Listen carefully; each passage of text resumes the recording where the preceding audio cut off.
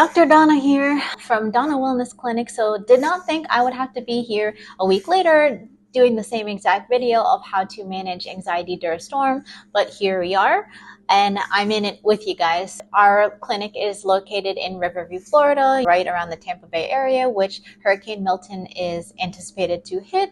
So honestly, this is where I will say it is really within the realm of normal to get really nervous or anxious in the situation and to panic, but ultimately all this does isn't going to be helpful for you if you're panicking, and it's actually impairing you to be able to do what you need to do. So I'm just going to quickly discuss some tips to help manage anxiety, because I'm going to say I'm going through it myself, but also knowing that there are things that need to get done to ensure the safety of everyone, which is the most important thing. So some tips to help manage anxiety during the storm season is number one, to just really focus on what you can control. Try to prepare as much as possible. Important documents, flashlights, food, evacuate if you're told to evacuate. All of these things that you can actually control, do.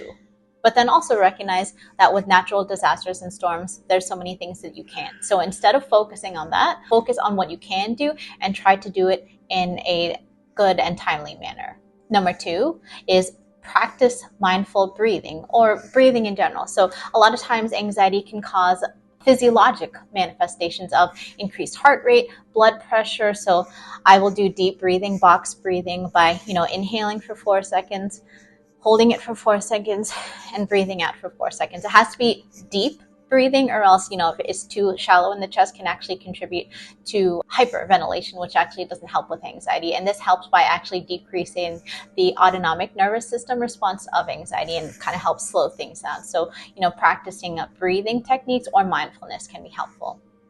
Number three is limiting social media use. I think this is where choosing a few trusted sources will be helpful to stay informed and to stay aware of the current updates. But there's a lot of misinformation out there, and doomsayers and things like that, and these are not going to be helpful for helping manage anxiety. So limiting social media consumption to a few trusted sources. Number four, trying to keep yourself busy or distracted. If you're hunkering down, not evacuating, but feel like you're constantly in your head worrying about the storm. Otherwise, besides being prepared, trying to engage in things that you're actually going to enjoy, reading a book, spending time with loved ones.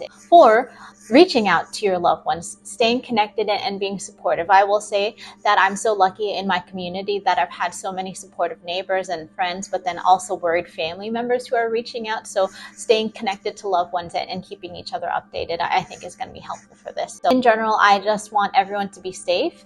Who knows what will happen with the upcoming storm, but as long as you're prepared and focusing on what you can do in the present, I think that these are all things that will ultimately be supportive of you during this time. Take care and stay safe.